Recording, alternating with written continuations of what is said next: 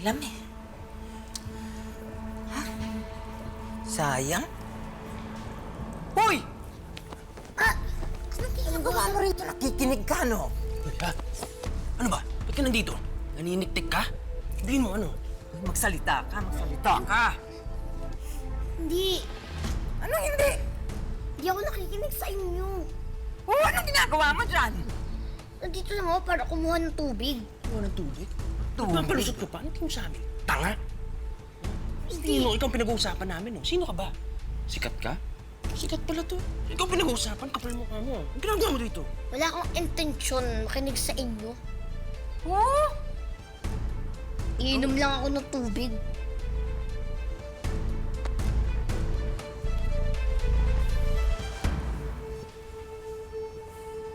Kaya ayoko nag-uusap tayo ng mga ganitong bagay dito eh. Tingnan mo to.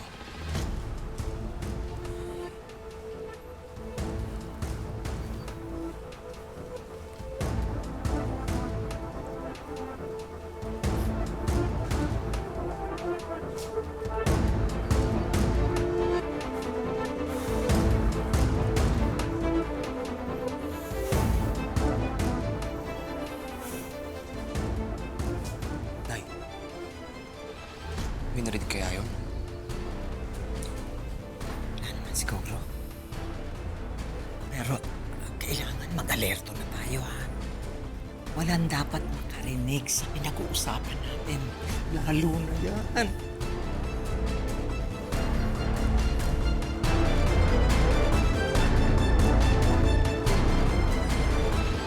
Napag-usapan na natin to, Rigor. Itutuloy natin ang demanda kay Eduardo. Ikaw ba ang problema kung magdidemanda tayo? Ang problema lang natin kung meron ba tayong ebidensya. Siya lang ang pwedeng gumawa ng masama sa akin.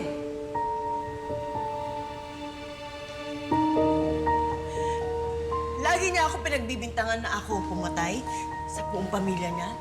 May ebidensya ba siya? Ha? Wala.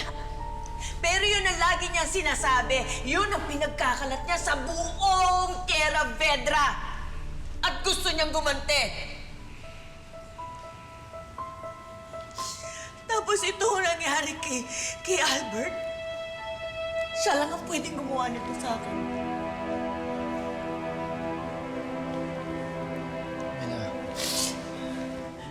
Nawalan ako ng anak. Ramdam ko yun bilang ina ni Albert.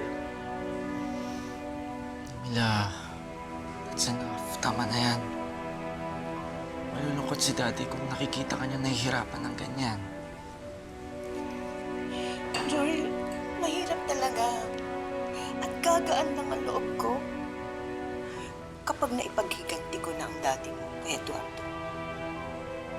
Pinatay niya ang anak mo. Pinatay niya ang dati mo. Mabuting tao ang dati mo. Kung may galit siya sa akin, bakit niya kailangan idamay ang dati mo? Wala siyang kasalanan. Kaya hindi ako titigil hanggat hindi ko nabibigyan ng hustisya ang pagkamatay ng dati mo. Hahabulin ko siya hanggang impyerno. Joril, samahan mo ko. Ipaghiganti natin ang kamatayan ng daddy mo. You promise me. Promise me. I promise you, Mamila. Gaganti tayo.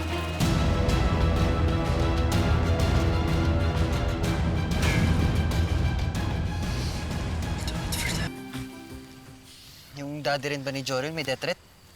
Hindi ko alam eh. Pero may nagpadala ng death threat kay Kuya Rambo. Tapos may pumatay pa kay Mang Gregory.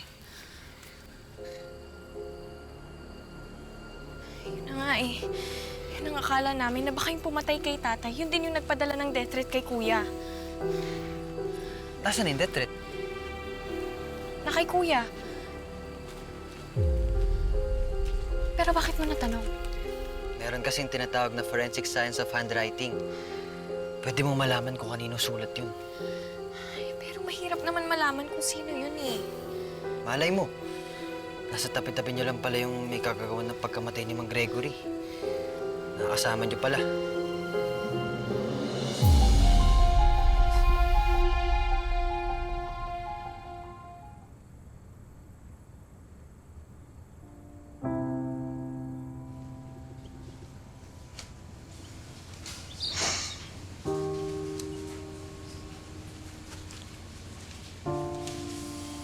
Sir Mayor, naniniwala po ba kayo sa kasabihan ng mga matatanda na kapag naglagay po kayo ng sisiw sa kabaong ng namatay, makukonsensya po yung pumatay sa kanila at di makakatulog?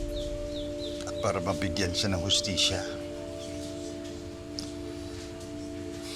Wala naman pong nawawala sa amin, Sir Mayor, kapag ginawa namin to.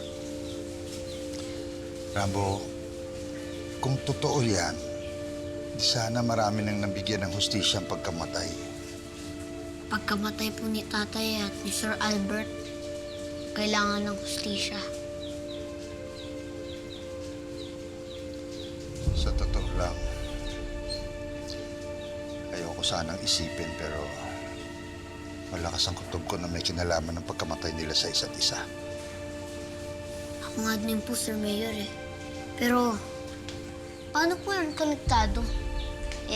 Magkaibang lugar po nahanap yung katawan nila. At hindi matrace yung balang ginamit sa kanilang dalawa. Although, magkaibang bala yung ginamit. Hindi nila matrace. Kaya halatang hitman talaga tumira sa kanilang dalawa. Kuya, nandito si Jorin para makiramay. Hindi na raw makapunta si Gob. Nakikiramay po, Kap.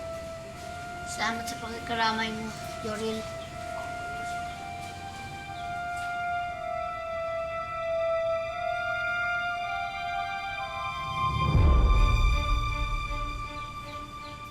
Dapat pala naglagay rin kami ng mga sisiw sa kabaong ni Daddy. Para nakonsensya yung pumatay sa kanya. That is, kung may konsensya siya. Ako ba'y pinaparinggan mo? This is not the proper venue para pag-usapan ng mga bagay na yan. Bakit? Guilty ka ba? Yoril, itigil mo yan. Huwag mong pinapasto sa Sir Mayor. Matay tao ka. Isa kang kriminal. Wala kang konsensya. Pinatay mo yung daddy ko! Mayor! Mana!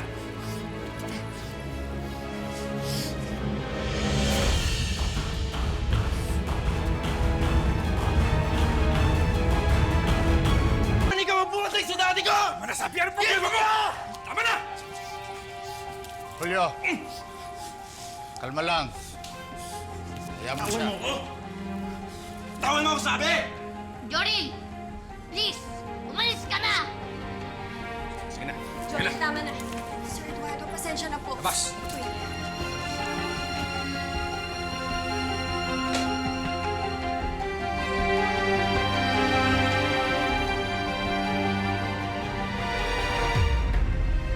Pasensya na po, Sir Mayor. Ayoko lang po talagang nakikita kayong binabastos. Kailan yun, Rambo? Sir Mayor, mali po yung ginawa ni Jory.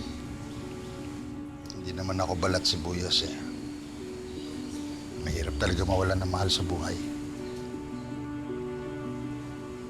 Kung pwede lang natin ulit sila makausap eh. Hindi sana nasabi na nila sa atin kung sino pamatay sa kanila.